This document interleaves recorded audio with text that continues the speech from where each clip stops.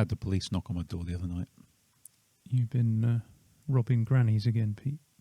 Don't talk about that on open channels. No, they said, Mr. Peter, and they held up a photo and they said, is this your wife? And sure enough, it was a photo of my wife, so I said, yes. And they said, we're very sorry to tell you that it looks like she's been hit by a bus. And I said, I know, but she's good with the kids.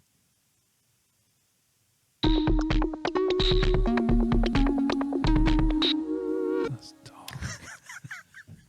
That's dark, man. Wow. Well, you're probably wondering what you just tuned into. This is, in fact, the Constant Geekery podcast, and Pete does a joke to start things off. I'm just saying, I'm letting the listeners and viewers know, Pete, that was a joke. That was a joke. My wife is beautiful, and I am punching way above my league. So let's give you a quick highlight of what's on the show. We want to talk today about things that are being reinvented. Knobs, basically. What don't need to be reinvented. So we're going to come to that in a little bit. First of all, I just want to say we tried to record this podcast last week, and I think it's fair to say that it didn't go well. It felt like we were either on Valium or Xanax or something like that. It just didn't have any energy or anything to it, did it, at all? It didn't. Not a winner. I got the footage home, and I just decided, folks, this is not up to our usual standard. And so and considering how low we set the bar in the first place. Yeah, basically, normally we're just above the bottom of the barrel, but this was the kind of bricks that the barrel rests on. It's fair to say. So it wasn't good. So that's why there was no podcast last week. So we're going to do the same-ish podcast this week, but obviously the news has changed. Apart from the story that I want to lead with, and that is that I saw a tweet on the Twitters. On the tweetage. Yeah. And it was from Lenovo, who are getting all excited about their ThinkPad X1 Fold. And hopefully Tom can pop a picture up on the screen. Obviously, if you're listening to us on Spotify or iTunes or something, you won't be able to see that. But otherwise, youtube.com/The Constant Geekery Podcast. Oh, aye. And you will indeed be able to see the image of the ThinkPad X1 Fold. And you're probably thinking at this point, wow, that looks really innovative and futuristic and new. Because that's what I thought when you sent me the link to it. Well, it's what I thought as well, because Lenovo were tweeting about it. So, but it actually launched in November 2020. Yeah. So not really news as such. Now, just to describe this for those who haven't seen one and haven't seen the image, it's if you think like a very large folding phone. So basically, the whole, it's a laptop, but the whole thing is a folding screen. So you can use it in laptop mode, if you like, with a virtual keyboard. You might be able to tell where we're going with this.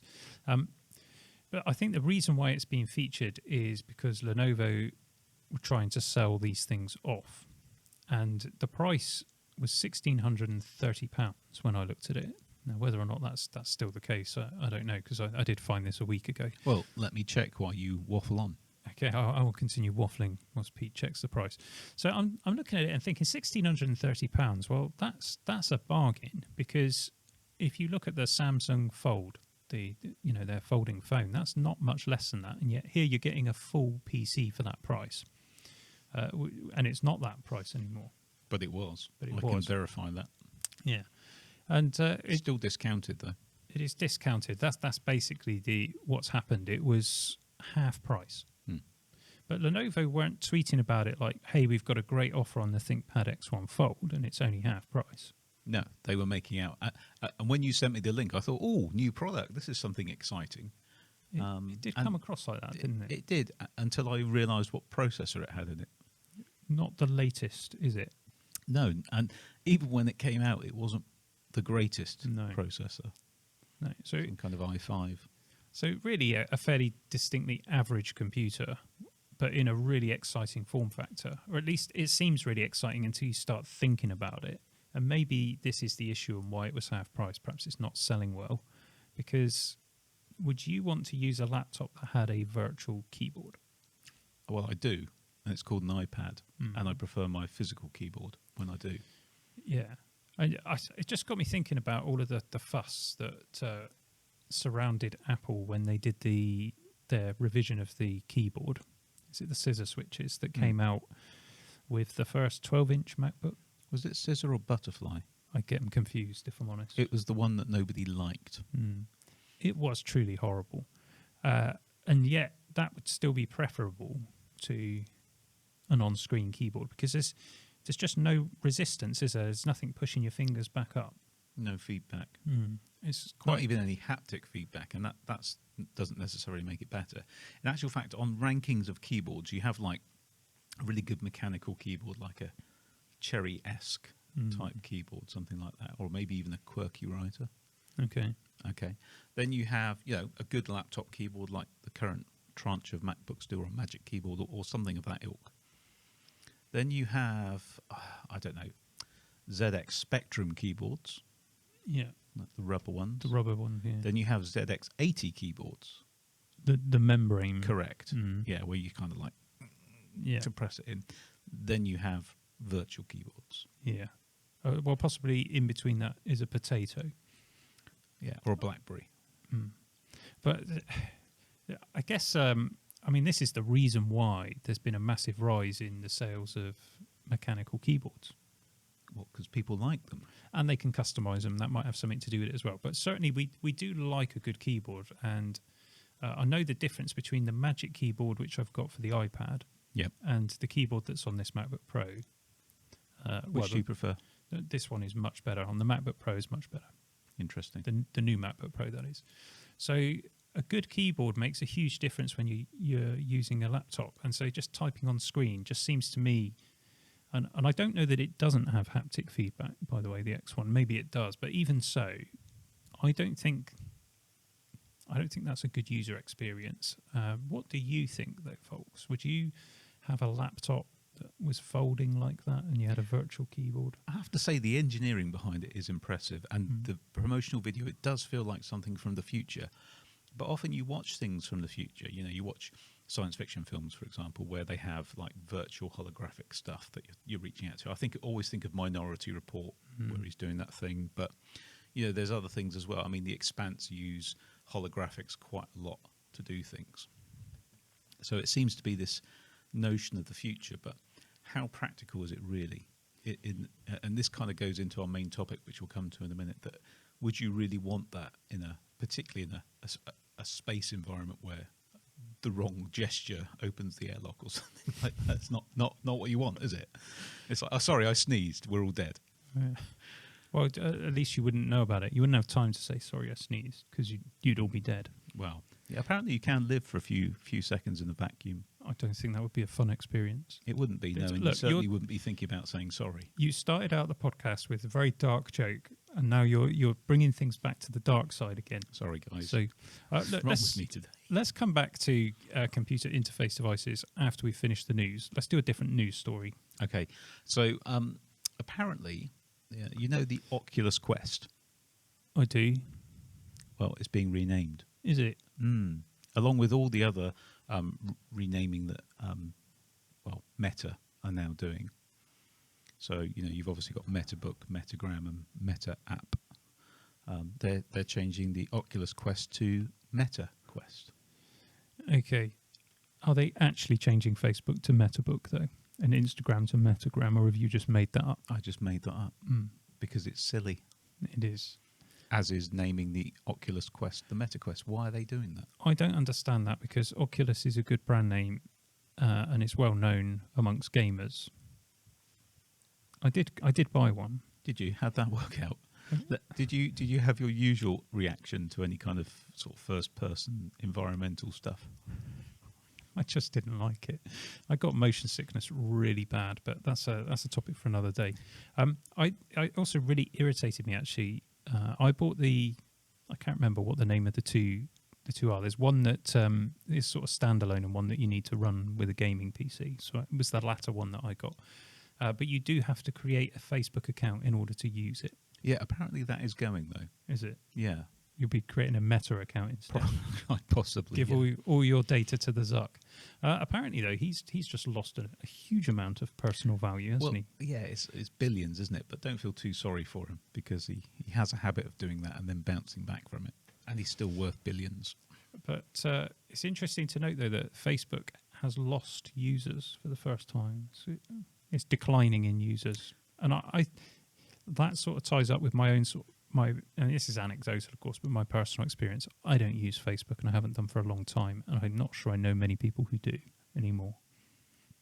It's I have a Facebook account, but I needed to put a load of stuff on Marketplace for personal reasons a while back. Not my stuff, someone else's stuff, and it was useful for that. But other than that, I hadn't used it in years. Is that why the police were at your door again? It was one of the reasons. But yeah, so he's lost money. My heart pumps custard. Okay, moving on. Yeah, so we obviously featured Apple AirTags a couple of podcasts back, and the potential risks of being stalked by them. I'm pretty annoyed about this because we've started talking about this, and every other YouTube channel on there, after our video, has started putting stuff out there and is getting more engagement and stuff, and that irritates me. And it's not your fault, dear subscribers. We know we appreciate your patronage, your viewership, but it annoys me that YouTube just seems to continue to reward the same people and doesn't give little channels a chance to grow. But there we go. In response to that, it would seem YouTube Apple have put up a personal safety user guide, which I think we'll probably put a link to in the description of this video, so that if you've got any concerns about AirTags, you might want to watch our previous video. It does give you a guide there. I guess it's good that Apple is doing that, but it still doesn't really fundamentally address the issues that could be abused on the Apple AirTags.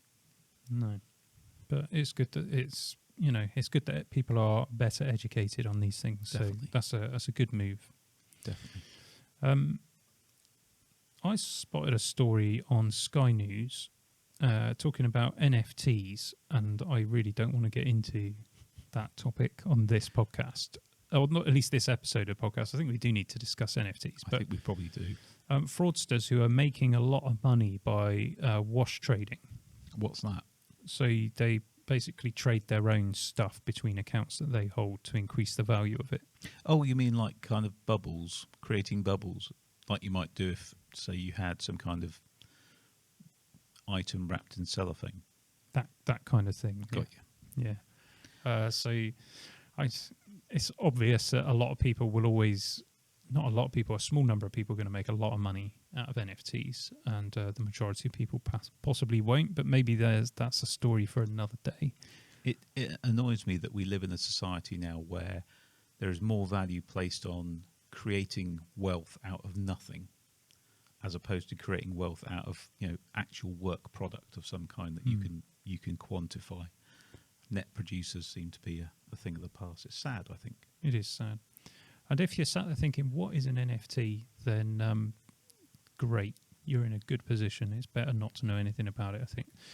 Because even when you do know, you'll kind of think, if you've got any sense, and this will probably upset a few people, you'll probably think, what? What? Okay. Anyway. Moving on. I spotted a story about a German court ruling that ruled that websites embedding Google fonts violates GDPR.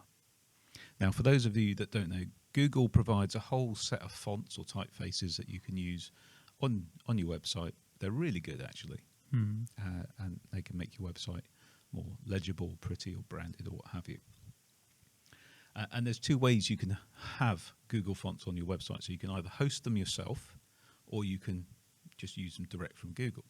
And it was this latter one that this website was being taken to court about. A website operator has been ordered to pay €100 in damages for transferring a user's personal data, which in this case would be the IP address between Google servers and the website. But an IP address isn't personally identifiable data unless it's a static IP address, and even then it's not always publicly available. Well, this is a strangeness of the GDPR legislation that says it is. Okay. But I agree with you, it isn't. I think I've just got a little bit of a very small rant to have on this, which is this is Cookiegate all over again. This is an example of legislation being put in place, perhaps with the best of intentions, because we value user privacy and that kind of thing, but it's being enacted in a way that actually doesn't solve the problem fundamentally and just degrades A, the user experience, and B, adds extra hoops for companies to jump through that for no benefit. I agree. Maybe something, again, for another podcast. Yeah. All this podcast content we're talking about. Yeah. Well, I mean, as we do indeed work in the web industry, and I'm a bit of a dinosaur when it comes to this, because I built my first website about 25 years ago, I think. What font did it use? Oh, I couldn't tell you. It would have been a web-safe font back then, wouldn't it? It would have been either Arial, Times New Roman, or Courier, I should think. One of those. Yeah. I don't even remember what the website was. That's how long ago it was. The point is, though, that it was very easy to build stuff in those days. And it was a very shallow learning curve. It was easy to get into the industry. And now, the amount of work that we have to do, and a lot of it is to comply with legislation. Yeah. And it has massively increased the time it takes to produce stuff, and that, in turn, massively increased costs. And if companies are having to pay much higher costs to have their website produced, they've got to pass it on to you, the consumer, so you're paying more money for the products that they sell, and so on and so forth. But often there is a bit of a disconnect here, and maybe something, again, for another podcast of a different nature in the future is there are still companies out there who will make your website for literally a fiver. I did see someone promoting that the other day. And there's this massive disconnect between how much a really high quality e-commerce or lead generation website costs, something that actually makes a difference to a business, versus having a website as a tick box exercise, either using a template with very low skills involved in doing it. Yeah. And it's a bit of a bugbear. Yeah, they are very different. I once had a local plumber ask me about a website. He's actually a friend of mine. And I don't think that a website was going to achieve anything for him. He'd have been, as I advised him, put up a local Google business page and those kind of things. But he'd been offered this deal from a company which will remain nameless, who were offering him a website, a year's hosting, a domain name, email, SEO for a whole year for £120. £10 a month.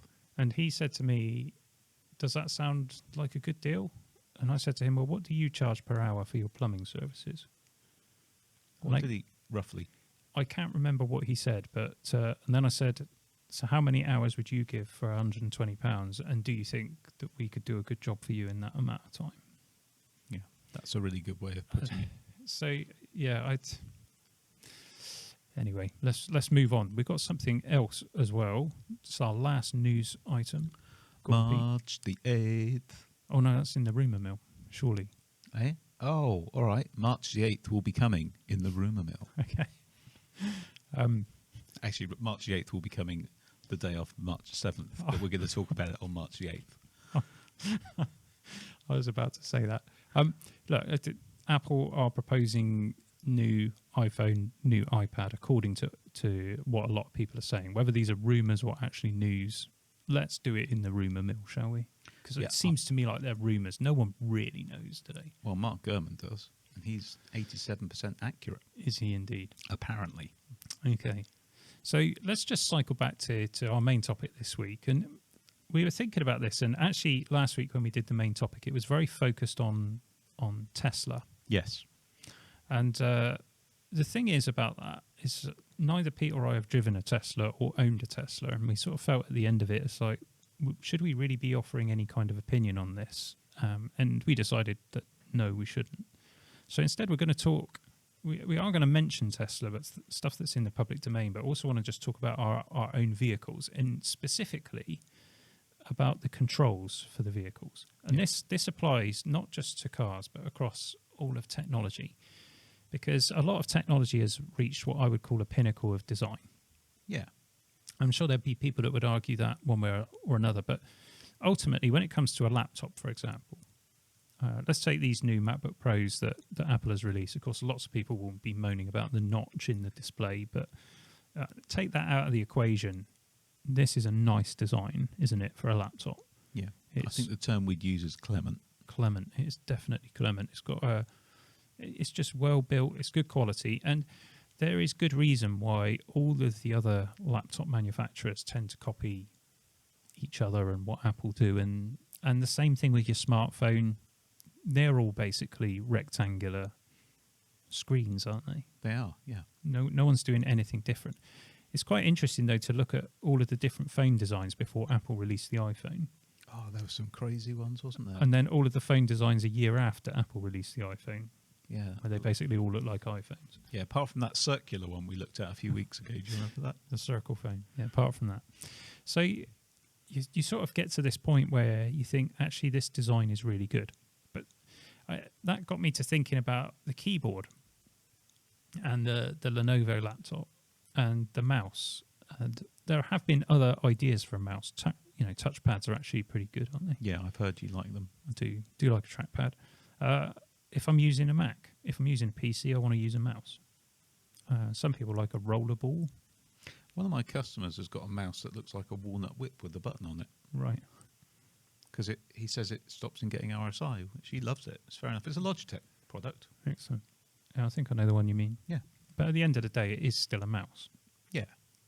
And a keyboard is a keyboard with buttons that you press that have a resistance. So you get a tactile bump as you press the key, and it springs back, which helps to reduce fatigue in your fingers because you're getting that bounce back off the keyboard. It's like having a conversation with a human being, isn't it? I suppose so. Yeah, except obviously I get fatigued talking to you. I knew there was something coming, some sort of insult. Do you agree with me, though? When it comes to the computer keyboard, is there a better way of getting your input into the computer? No, not with current technology. So, just to be clear, what I mean by that is, in the Hitchhiker's Guide to the Galaxy, I think there was an interface where you literally dive into the computer in one of the books, and you interact with the computer mentally, which Right. may be better. But in terms of current constraints of realistic technology, before someone says, "Oh, well, there is something you can put on your head that will take an impulse from your brain," I agree with you. A mechanical keyboard is the pinnacle of input technology. it's pretty good. Now, there will be some who say, but you could use speech-to-text technology. Yeah, I have tried that. It's okay for some things, but can you imagine typing code using speech-to-text? Well, I think you've hit a nail on the head there, because even in 2022, most developers I know prefer a text-based interface for not just writing code, but also interacting and commanding the computer. So, yeah, I can't see voice technology taking over from that anytime soon. In fact, I know you're a big fan of Star Trek. Even Mr. Data, who is in himself an android, still favours typing to input commands to the computer rather than voice controls. And that's in the 24th century with all the advances they clearly will have then. Excellent. Thanks for that, Pete. That's all right. Helped to really bring up the science level of this conversation. So point being, if it ain't broke, don't try and fix it. And it seems to me, though, but with cars, and cars are tech now, aren't they? They're computers. And you think about the Tesla, it's basically got a whopping great iPad with apps on it, and It just happens not to an have iPad, wheels. obviously. But yeah. And all of the cars are sort of going in this same direction. So what I don't understand is why do electric cars, for example, need to look so different and have weird controls? Okay, for the first bit, I think there are some arguments around. There's two arguments around where they look different from the outside and to a degree on the inside. One is aerodynamics. I believe they're trying to go for the lowest coefficient that they can on drag. But also I think there's an element of branding to say, hey, this is an electric vehicle and it's from, it's futuristic. But I agree that making everything into glass panels is not a winner. No. So I guess I understand why designers are doing this. And at the end of the day, an electric car has the batteries usually in the floor pan of the car. The motors don't take up a lot of space, which is why on a Tesla you get a frunk, don't you, and a boot, which is kind of cool. So there is a lot of scope for designers to do something different for the first time in ages. So I do kind of get that. I just think maybe it's all going a bit too far, but it's kind of leached into ordinary combustion engine cars as well. So we've seen this, haven't we, with various manufacturers? They're going away from physical buttons. Yeah. And they're going to this virtual button scenario. And this, as you say, isn't just Tesla. Audi are at it. You know, their new vehicles are seas of black glass until you turn it on, and then it's a sea of coloured glass with haptic feedback. And we both drive Volkswagen Golfs, don't we? We do. And that has the same challenge. So let's just talk about this. So we drive the Golf GTE, and that's a plug-in hybrid car. So I actually do all of my journeys here to the office and back home again on battery, which is great. You must do as well because you live closer to me. Yep. Yep. So you don't use a lot of petroleum, gasoline, depending on where in the world you are. And they're great cars because it is just, at the end of the day, a Golf. No one really knows the difference. No. And you get those amazing benefits as well, which I absolutely love, of having the petrol engine and the battery. So if you want to notch it up to do an overtake or something, you can fire up the petrol, and there's quite a lot of horses under there. Yeah, and if you want to go a distance, then you don't have to worry about, I've got to find a charger and wait for it to charge. And that isn't necessarily insurmountable. You can build that into the trip and make it quite nice, but you eliminate that because you know you can fill up if you need to. And you can charge the battery up quite quickly en route as well whilst you're driving. I don't think it would work quite so well in the US market where people are travelling much Massive longer differences. distances. Yeah. And that's why Tesla has got so much market traction in the States, because of that supercharger network. Yeah. It's not quite as necessary here, and especially during COVID times anyway. And there's plenty of other charging networks that will service any car, including Teslas. So they're good cars, but I had the previous model of GTE as well, and that still had buttons in it. But now it's a touch screen. So you've got this kind of infotainment screen. Then separately behind the wheel, you've got your digital dashboard. Yep. And what's really nice about that is you can customize it however you want. It's a bit like the Starship Enterprise. NCC 1701D and forward, they all had touchscreens that you could customize. Pretend I know what you're talking about. Yeah. Just nod. Our Yes. dear listeners will, or a lot of them will. Make a comment if you know what I'm talking about. So I quite like that. The infotainment system works really well. It's got Apple CarPlay, and actually it does it wirelessly. Yeah. And it has a charging slot for your phone. Yeah, and that's a pinnacle of technology. I think Yeah. you don't have to plug it in, but it keeps it charged, and it just syncs up, and it most of the time works pretty good. Yeah. So I like all of that stuff. I like the seats. I like the powertrain. I like the electric petrol combination. Looks nice. I like the steering wheel. It does look nice. It's a good car. Apart from, there are no physical buttons. Apart from, there's one, Pete. Do you know what it is? Yes. Go on. It's the hazard warning lights. It has a warning light. So it's the only physical button, apart from, I suppose, the indicator stalks as well. Yeah, well, they're more like levers, aren't they? Levers, yeah. So starting with the steering wheel, you've got switches or controls on the steering wheel, but it's just basically one touch surface with haptic feedback. Yeah. So they're not actually real buttons, No. but they do feel like buttons a little bit when you press them. They're contoured, aren't they? So you know roughly if your finger's in the right place from a starting point. A bit like, do you remember telephone keypads that used to have a little nodule on the 5 so you could work your way around from there? You can kind of do that, but it's by no means a perfect science. Sometimes you have to look down to see what you're doing. Yeah, I do find that. It's got this annoying habit as well of whenever the temperature is low, it turns the steering wheel heater on to maximum. You can configure that. Right. See, this is the issue. And the other day we got in our MD's car, he's also got the same car because, we got a group bonus deal. And he's got a lovely analog clock on his infotainment screen. I'm like, how did you get that? I want that. But we'll get to that in a minute.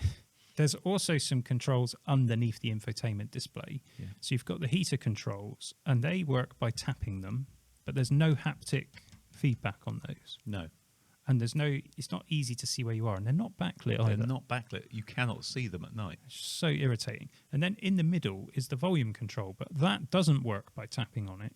You've got to slide your finger to the left and to the right to get that one to work. Yeah. And You just know when they were designing it, some engineer somewhere thought, wouldn't it be cool if you can slide wouldn't that be cool? And everyone's there going, yeah, that would be really cool. And no one either thought or had the courage to say, yeah, but it will be rubbish when you're driving a car. Because when you're driving a car, I feel like I'm about to steal your thunder. no, go on. When you're driving a car, where do you want your eyes to be? On the road, I hope. Yeah, if you're half a decent driver, you want to be looking ahead.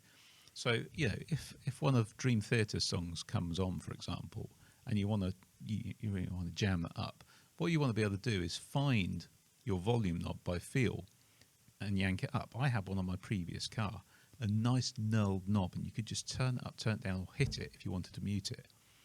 You can't do that now. You're kind of like either look at the road and you miss your favourite song, or attempt to do it via voice recognition. So let's do an example of how the voice recognition works. I've never tried it, so I don't know how to do it. So, let me... Okay, I'll be the voice. I'll be the car. You be you asking the car to do something.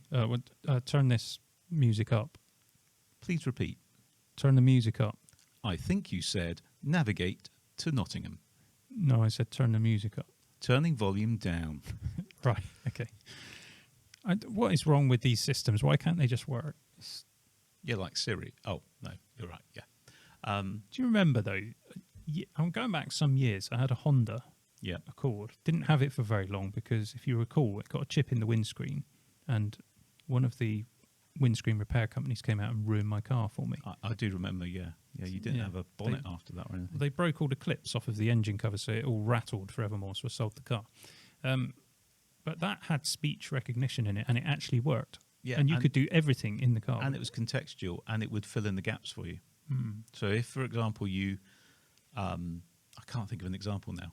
If it wasn't sure, it would ask you, but if it was sure, it would just do it. That's it. So you could say, turn the temperature to 22 degrees, and sometimes it would hear you fine, it turn the temperature to 22 degrees, but if it didn't hear the 22 degrees, it would just bring that up on the menu, and then you would dial it in. Yeah. So it's frustrating when you get tech that kind of works in one car and then doesn't work in another. But this whole buttons thing, I think this is dangerous. Now, some researchers at the University of Utah in Salt Lake City, they examined the infotainment system in 30 vehicles. Okay. So they tested this out. And they had a group of people testing the systems, doing things like start a phone call, send a text message, set the radio, navigating, that kind of thing, all whilst doing voice control or using the touch screen or other operations. And they found that not a single one of these systems, 30 systems tested from different cars, different manufacturers, out of all of them, not a single one could be used with zero attention, or very little attention. Wow.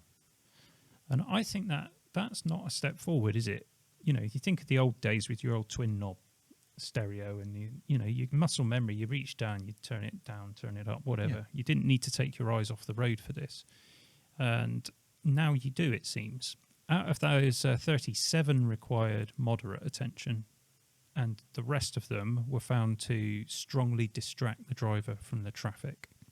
But isn't this, in part, just that test there, isn't this a reflection on the society we live in now, where we expect to be able to send a text message using voice commands because we're so busy or we're so connected all the time that someone can't just drive their car and respond later? Well, mate, that's a separate issue, I think, isn't it? But it is, but I think, building technology to support that, and yet at the same time having things like focus mode on your phone that's, saying I'm driving now or I'm resting now or just leave me alone mode.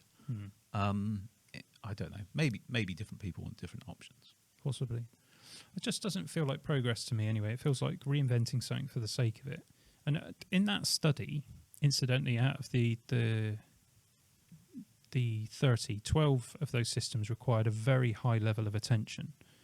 And one of those 12 systems was the Tesla Model S. Really? Yeah.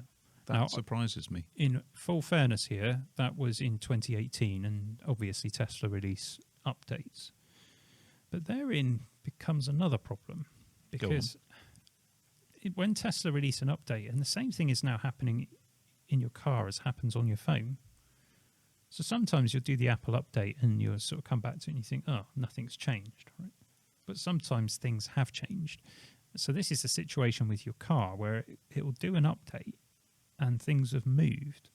Ooh, And that's not good. in a quite recent update, heating controls got moved. So windscreen demister, I believe, was moved into a submenu. And this seems to me to be a little bit concerning. Now, again, I don't have personal experience with Tesla, so let me bring it back to the Golf GTE, which has user preferences. You alluded to this earlier. You can change all of your different preferences, and you can tie it to a key and to a user profile. Well, yes. Right. That's what it says on the tin. Right. But sometimes, Pete, when you start your car, does it load your user profile or does it load the default one sometimes? Not only does it sometimes load the default one, but sometimes you could be merrily driving along with your profile loaded, and it will just suddenly say, hey, do you know what? I'm just going to default back to the I know you're here, I know you've got your key, but I'm just going to default back. Is that right? And of course, you don't have a choice in that. It just does it. Which then moves critical things that you've got used to seeing in a certain place suddenly aren't there anymore, and that's distracting and it's dangerous. It is dangerous. The other day, the steering wheel disappeared. Couldn't find it for ages. All right, I might be exaggerating a little bit of that. Although on the steering wheel, I have noticed, and maybe you have as well, on one side you've got volume up and down, and on the other side you've got track skip for your music. Yep. And at various times, the track skip stops working and the volume stops working. Yes, I have noticed that. Not usually both together. No. But yeah, because it is a computer and it has bugs, and the system will update itself. You know, it's always downloading updates, so actually mine's been pretty good since the most recent update. But nonetheless, these things happen, and sometimes you've got to turn it off and on again. Or in my case, when I was trying to change the clock setting, and the screen just has the most appalling lag sometimes, not all the time, but sometimes. It's when the CPU's playing Call of Duty in the background. That's it. And or somebody's like maybe hacked into my car and is tapping up the CPU for, you know, mining Bitcoin or something. So I'm like tapping the screen trying to change it, and nothing's happening. So you've got to kind of tap again. Unfortunately for me, I just happened to tap in all of the right places to get the thing when it woke up to just reset. It did a factory reset. I was so angry. My poor wife. And that's why you don't want any of these systems on the nuclear power station. You really don't, do you? I was watching the Classic IT Crowd episode the other day, you know, with the bomb disposal guy. I don't remember that one. And the computer's running Vista and it crashes and he has to call tech support. You know. Oh, I do remember that one. It's brilliant. But you do see it. Anything that's got to run a computer. I am intrigued now. Can you mine Bitcoin while driving your Tesla? That's an upcoming video, folks. Or maybe not. Maybe not.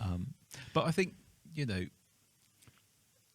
you talk about the GTE being a bit buggy. Maybe the coders are using a voice interface to write their code. Maybe that's why it's not working out. Perhaps it is. But I think Apple's design lineage is very interesting.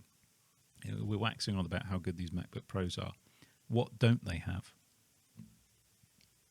Oh, you're catching me on the hoof now. What, the touch bar? Yeah, the touch bar. So Apple, you know, introduced the touch bar, was it 2015? Something like that. And they've withdrawn it again, you know. So I wonder if Apple have tried it, realised that it isn't right, and they've gone back to something more classic that works. And I wonder if we'll have something similar in the automotive industry where they'll, both the combination of the chip shortage, which isn't going to get better anytime soon, and the fact that it just makes sense to have some real buttons and controls in many places. And I think it looks nicer as well, personally, aesthetically, but there we go. Maybe we'll get back to a point where cars do have a few more physical controls on them again. That would be nice. That would be nice. I lust after the controls that were in my Mazda that I had. I had a Mazda 6, and that had the most... Someone had obviously spent a lot of time not just perfecting the knurled knob, but also the feedback that it gave you, how solidly it thunked around, and it it was so satisfying to use. Yeah. In you a can't way, replace that with haptics. no, it just doesn't. You think about the weighted wheel we've got on our speed editors as well. Oh yeah, the DaVinci speed editor. It's so That good. feels so good. So here's something else, though.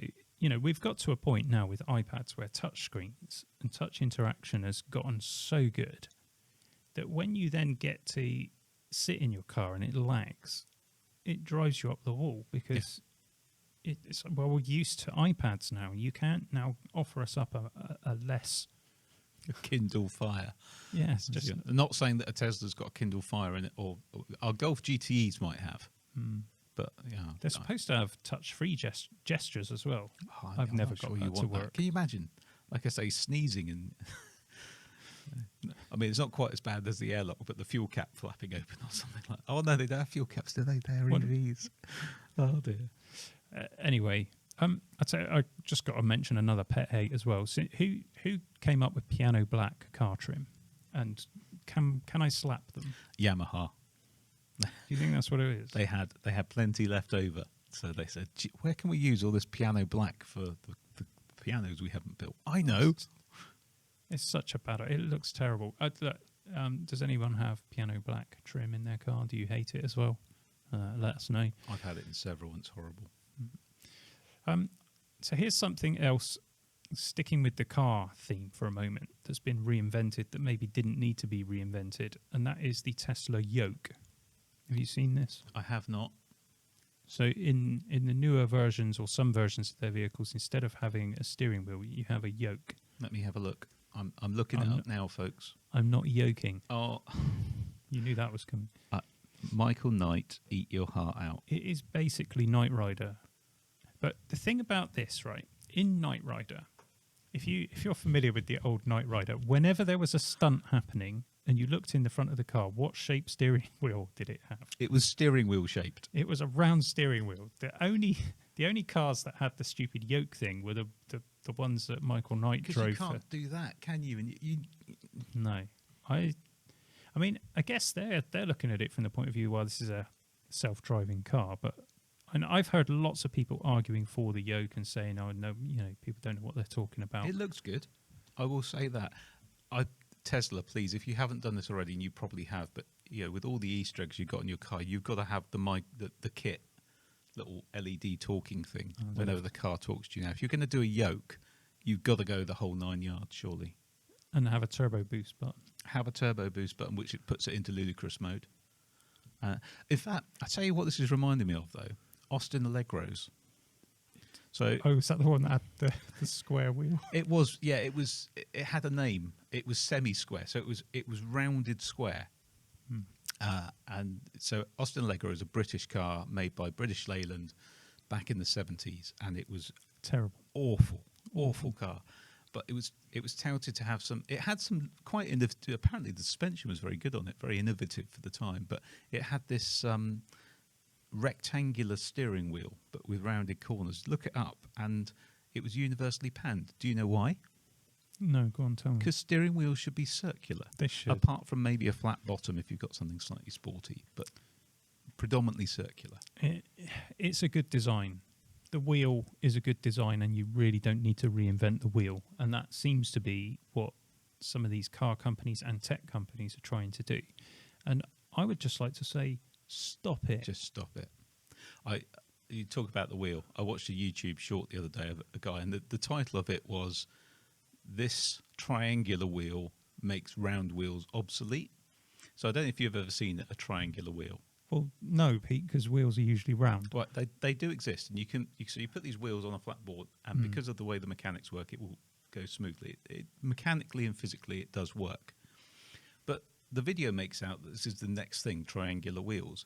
But he then goes on to point out, obviously, there's no way that you can attach axles to this, so you can just have a floating board on it, but you can't actually attach axles or anything to it because of the way the 3D wheel works. And that's, again, because wheels work. They don't need replacing. They really don't. And I think that's kind of where we've got to with our podcast this week. Yeah. So whatever area of tech you're in, I think for computers, there's nothing wrong with a keyboard. I don't like touch screens because you get arm ache, don't you? Oh, Not to mention stuff on the screen. And do you get that anxiety that you might go over a bump as you're about to press the button?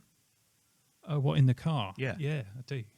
So, imagine if it was a James Bond car and you were going to put the heated seating on, but next to the heated seat button or above it is the ejector seat. Well, and you think, I hope I don't go over a pothole, otherwise instead of a warm bottom, I'm going to get a very warm bottom. You raise a really good point, though, because you have to, when you're driving along, you want to change the track or something, and or change the album, and you actually have to Brace yourself. Yeah, you do. I don't know if you find that. Brace myself on the top. Like yeah. That. So you putting your hand onto. So for people who are just listening, I'm making various shapes with my hands at the moment, and you kind of brace your hand on something else so that you can stabilize it. And whilst you're doing that, you're not paying attention to the road, folks. And let's not ever get away from the fact that you are rolling along a road at maybe 50 miles per hour in something that weighs the best part of 2 tons. And you can be completely oblivious to that fact because you're sat in a nicely sound-isolated, air-conditioned cubicle. I think a lot of car drivers would really benefit from riding a motorcycle for a while so that you're fully aware of what that speed is and what the potential danger is. And this idea that we should be mucking about with non-responsive touchscreens and touch controls, it doesn't float my boat. I don't think it makes the roads a safer place. This has been a public safety announcement from the Constant Geekery podcast. Thank you for watching. You did say I could have a rant each week, so that was my little rant. That was good. I agree with you. And I did say that, but I said that on last week's podcast that nobody said. So I'm going to say it again. You can have a rant every week. Thank you. And it was also just drawing out the moment of inevitability, but there's no use prevaricating around the bush any longer, Pete. It is indeed time for the Rumour Mill, and presumably some sort of excruciatingly embarrassing, for me, jingle on your behalf. Yeah, so I think probably the worst one was when I sang, wasn't it? Although I did sing on the one the week before last. Please don't sing.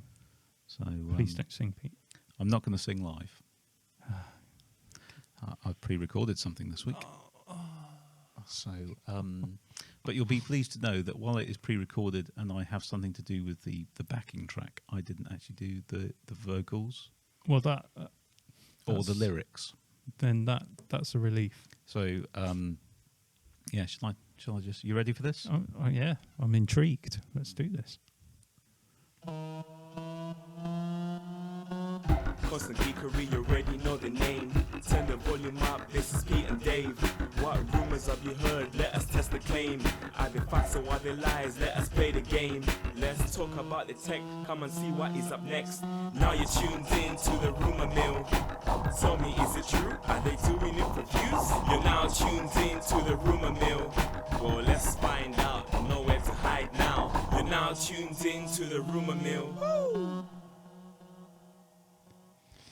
Well, I never thought I would say this about one of your Rumour Mill jingles, Pete, but that really was rather good. That was good. I have to say, apart from your dancing, which was not good. It was not down with the kids. No. And no. A big thank you to Husty, who helped me with that. He wrote the lyrics and performed that, and I just gave him a backing track that I put together. So really appreciate that. I'll put a link to your work in our description as well. Absolutely, thank you. That's awesome. Might keep that one for a while, sure. Yeah, I think we should run with that for a little while. Yeah, I've got some ideas for some future ones along a similar commissioned way, but we'll stick with that one. Perhaps for we now. could try a few different musical genres what I out was along thinking. the route. Yeah, that's what I was thinking. Okay. Anyway, so do we have anything for the Rumour Mill this Yeah, week? so I spotted something, and bear in mind, folks, that some of these are a week old because we featured them for the last week's podcast, which never made the light of day. But Mac Rumours were reporting on the fact that the 27-inch iMac with the nano texture screen had gone out of availability. And what they're saying is that confirms, or they thought it might confirm, that new iMacs are coming. Okay. So what do we think about that? Well, I think there's two questions here. Go on. Are new iMacs coming? Yes. So that would be green. That rumour would be green. Yeah, but we don't know when. Yeah, but are they coming? Yeah. I'm not so sure that the missing nano texture variant of the iMac is it, because the normal 27 inches are available. They are. So I suspect this is just a supply issue. or that they're not selling very well? Well, Is it a £400 uplift? It's a big $400 uplift. Yeah, it's something like that. And I'm just going to have a little check now to make sure that nothing's changed in Yeah, the last week. might suddenly come back in stock. I have to say, we've had quite a few of these different iMacs. I've never used one and thought to myself, the screen's great apart from the glare. What I could really do with is an anti-glare coating. Have you ever thought that when using an iMac? No. So maybe they're not selling that well. Because I think the other issue with the nano texture is, whilst it does reduce glare, it also reduces detail a little, Yeah, which I've is heard they're inevitable. a little bit more fragile as well. Yes, because they're actually etching the glass, so the glass is weaker. Let's have a look. So what do we want? We want a 27-inch. So let's choose a 27-inch, see if you can whack a nano display on. Now, when we say new iMacs are coming, we're expecting to see a new 27-inch iMac, possibly an iMac Pro and a consumer version. But either way, we're expecting them. If you're thinking they might come at the spring event, I think that might be a stretch. I can't personally see iMacs being released at the spring event. You, Pete? No, I think that might be a bit of a stretch.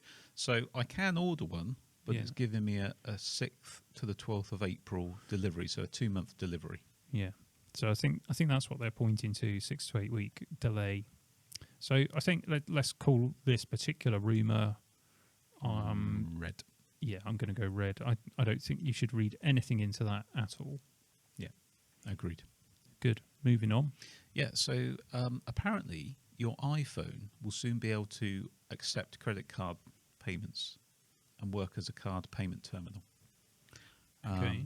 Apparently this is coming from Mark Gurman again. So obviously the physical technology is already there in most recent iPhones because it's got the NFC technology in it. So the idea is I could say to you, can you give me £100, please? I key it in and then you tap my phone and biff, baff, boom, I have £100. Okay. So I'm not convinced. I mean, if that was true, it would be absolutely massive. And coming in iOS 15.4, yeah, I don't know. I mean, that means it's ready to go. My question would be, is this for consumers, though, or is it for businesses?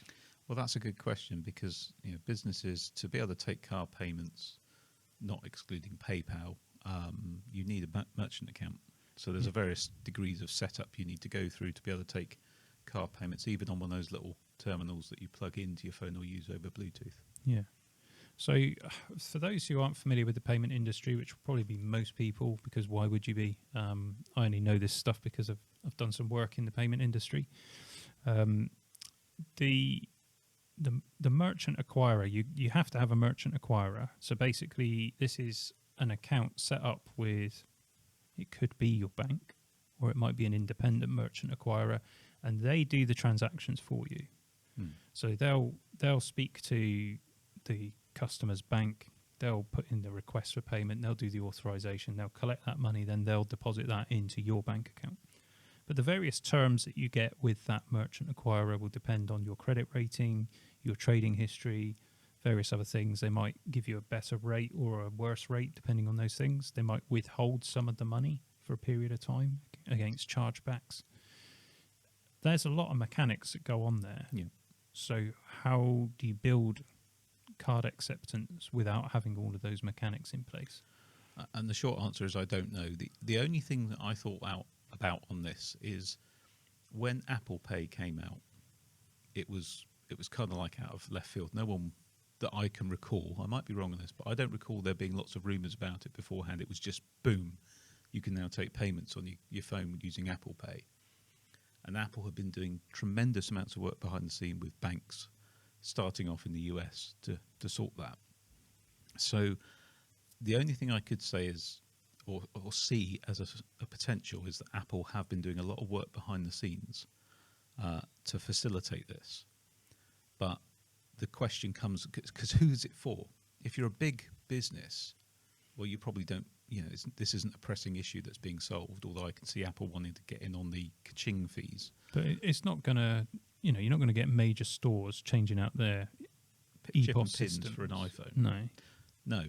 So it could affect people who've got one of those little dongles, those Bluetooth dongles that can take cards. I could see it affecting them. If it's going to be for consumers, i.e. I can just use my credit card to give you some money, that would require quite a lot of work behind the scenes. And if they have done it, it will be an absolute game changer. But we'll have to wait and see. I think it will be problematic because when you spend money on your Visa, your MasterCard, your Amex, you've got a guarantee that comes with it, so that you can make a chargeback claim if you've not been given what you expect. So chargeback is a big risk, of course, in the industry. That's what they, we come up against this all the time when we're getting customers sorted with their websites with merchant acquirers. So that has to be kind of factored in. So I could see Apple doing this in the States for small businesses and having an arrangement with one bank ready to do this, and you can sign up to it. So on that basis, I could say, yeah, maybe I see it. But bear in mind that the Apple Card, their credit card is not available anywhere outside the US yet. Yeah, it could be just a US only thing. Yeah. So what should we go? I'd say it's amber. It seems like too big a thing for them to just drop into an intermediate release. Feels like a WWDC thing if it was going to be released anyway. Yeah, that's a good shout. Because developers probably would need to know about it. So I'm going to go amber as well. I think there might be some truth in it. I don't think it's quite what's being reported, though. No, agreed. Amber. We mentioned at the start, of course, about new iPhones and iPads. Lots of people reporting on this, Pete. Yeah. Bloomberg, again, our favourite channel of reportage by Mr. Gurman, saying that Apple is targeting a date on or near March the 8th to unveil a new cost iPhone and an updated iPad Air. That's a very low commitment statement, isn't it? Or near the 8th of March. Right. Well, I can exclusively reveal that Apple will be releasing some products at some events in 2022. You heard it here first, folks. That's amazing. So, new iPad Air or revision to the iPad Air, getting a slightly faster chip. That makes sense. I don't think it's going to be a redesign or anything like that. I'm sure Apple will make out like it's going to be some sort of world-changing thing. Life-enriching event. Yeah. Getting the 5G functionality, if you're of that persuasion where you like to have a SIM card in your iPad, then that might please you if you live in a 5G area. Otherwise, it's a bit disappointing, really, isn't it? If you want 5G and you don't live in the 5G area. I don't live in a 5G area, but for some reason I can get a sniff of it occasionally at the front of my house.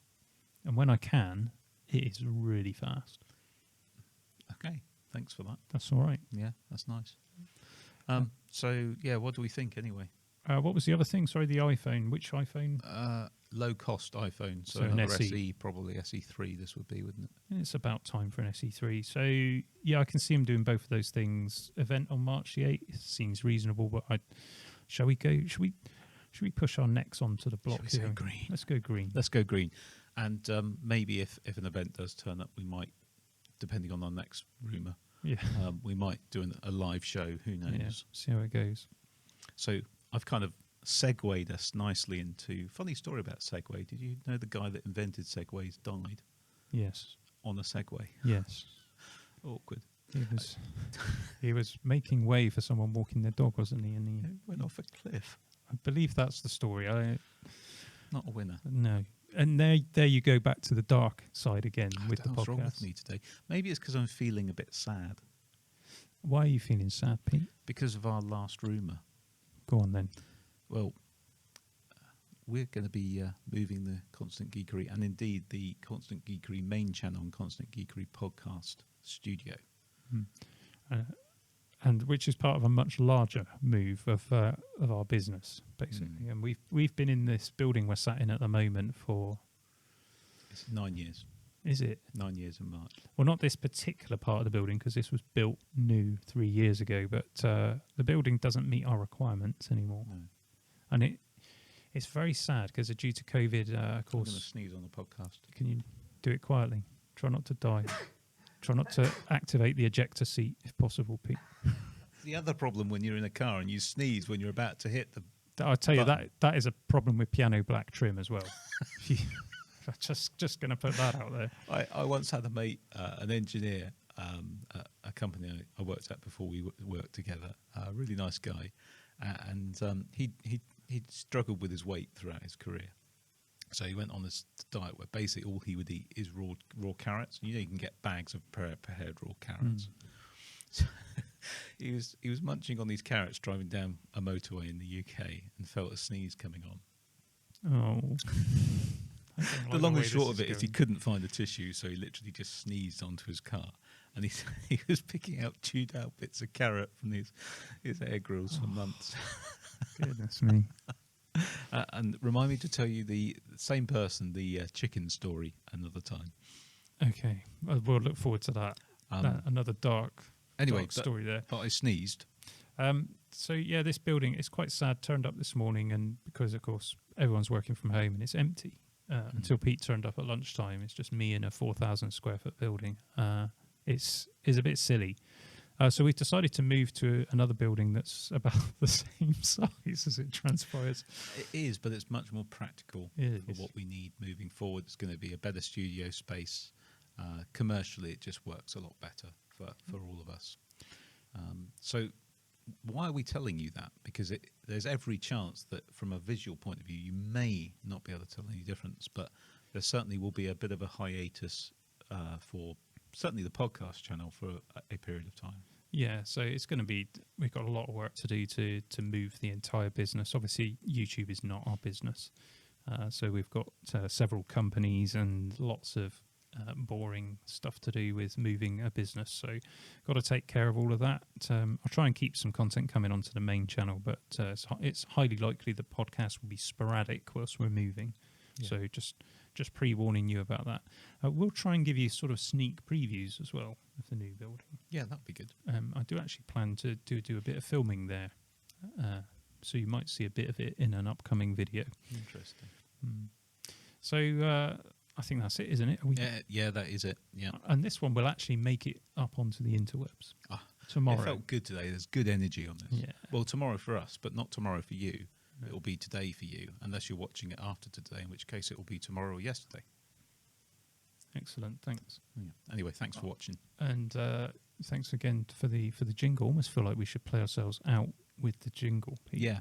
Shall I do that? And then what we can do is maybe get Tom to... He'll just edit it over the top. Yeah. Cheerio, everyone. See ya. Turn the volume up, this is Pete and Dave. What rumours have you heard? Let us test the claim. Are they facts or are they lies? Let us play the game. Let's talk about the text. It's because you didn't make it. Now you're tuned in to Rumour Mill. Did you use Fruity Loops or GarageBand? You composed it, did you? Yes. Did you though? Yes. Did you though really though? Yes, I really did. Using a synth? Using GarageBand. And some predefined loops? No, I did the loops myself. Okay. Cheerio. I thought we'd already finished. Should I stop recording? Just stare into the camera. This is what happens, you see, after the podcast. I'll just press the button. People don't know that we just stand here for ages. That didn't stop it either. I'm going to press the other button.